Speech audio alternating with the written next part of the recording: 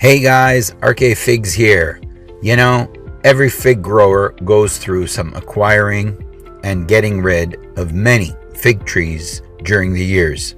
Some fig trees just don't fit the flavor profile that you might like. Some don't seem to do well in your growing conditions, but may do well in someone else's growing conditions. These are the 6 fig trees that I could never live without. And later in the video, I'm going to tell you which are the fig trees that I've had since the beginning of when I started growing figs, and I still have till now. Guys, if you're liking these videos, please don't forget to subscribe, like, share, leave a comment, and hit that bell icon to be notified of future videos. Also, don't forget to check out some of my older videos that have some great stuff. All right, number 6, Latarula Italian Honey. This is a reliable, dependable tree that comes through for me every year. It's definitely very popular among other fig growers for obvious reasons. Sweet, delicious honey figs in the summer that always ripen in time for my short season, along with a Bariba crop every year that gives you a taste of what's to come when you are really craving figs. Number 5, Strawberry Verte or Verte. This fig is what's described as an Adriatic type, and this type of fig, these are usually figs that are green on the outside and red on the inside, with a sweet, jammy interior, usually described to as strawberry jam flavor. While each of the very different Adriatic types gives you the same main taste, each has its own unique flavor tones and undertones that distinguish one from the other. You can tell how much I love these kinds of figs by how many of these types I have in my collection. Let me know what your favorite Adriatic type is in the comments. I usually get a few welcome Baribas from this one as well. All right, number 4, Cypress Honey. If you've watched some of my previous videos, you'll know that this is a fig I regard very highly. So the size is medium large, but more importantly, this fig is packed. So you get a lot of fig and flavor with every bite. The fig taste is very different from many other honey figs. It's like a caramel honey with a fig undertone flavor. The problem with this fig is once the figs are ripening, or once the figs are in a ripening phase, they don't like humid, rainy conditions and sometimes tend to spoil. And most of the time in my area, late summer, early fall is very rainy and humid. Now, this is a tree that I've had for a very long time, and it's definitely one that I would never live without, despite the sensitivity to humid weather conditions. It's just so delicious. Okay, number 3 is no stranger to the fig world, and so many people have this tree in their collection, and that tree is Ronde de Bordeaux. This fig is very early, vigorous, and has a deep, dark, rich berry flavor that is similar to such varieties as Violet de Bordeaux and Negroni.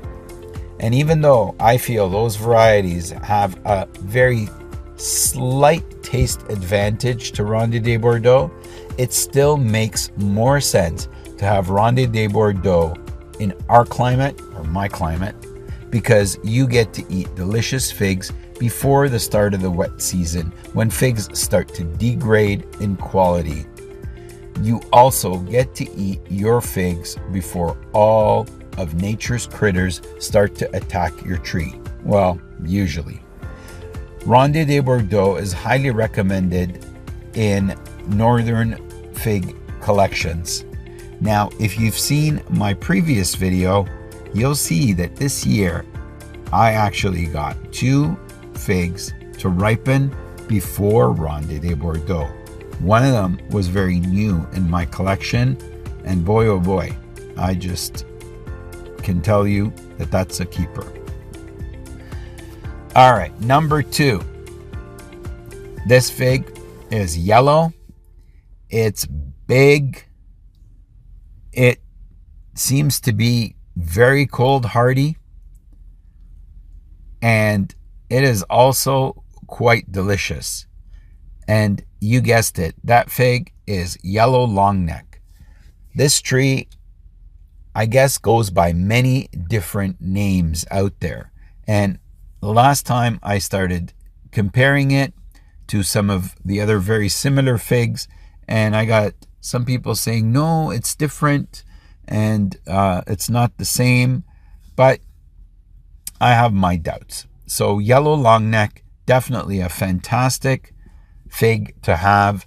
It's very big, very delicious, and gives you a mouthful with every bite.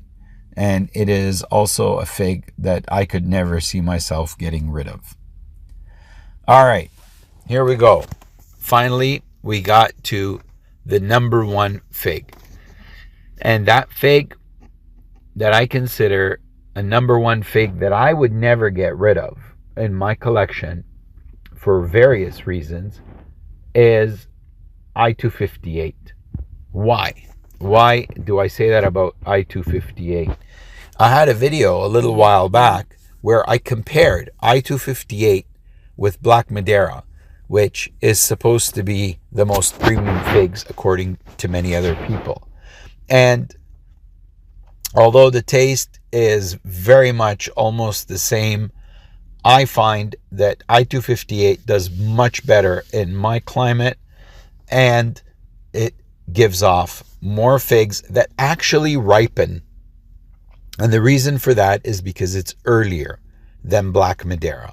Okay, so I-258 is also regarded as a top quality fig by many fig growers. This tree produces medium to large size figs that taste incredible.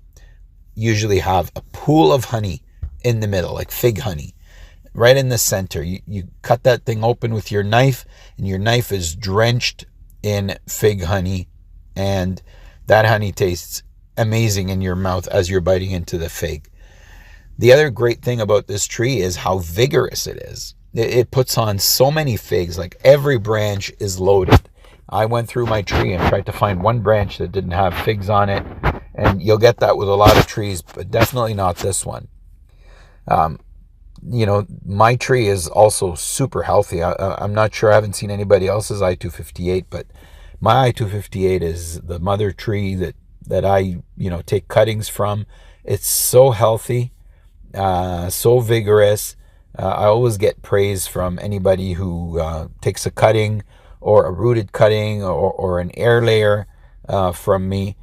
And now I will say, even though it's earlier than Black Madeira, it's not very early. Okay.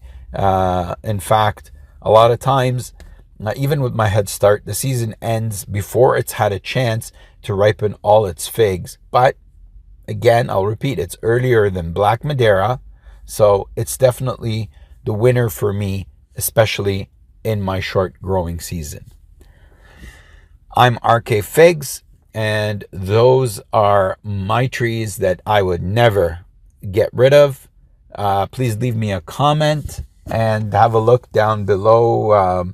I've left a list of some of the products I use in my day-to-day gardening, with links for Amazon, both if you're in Canada or in the US.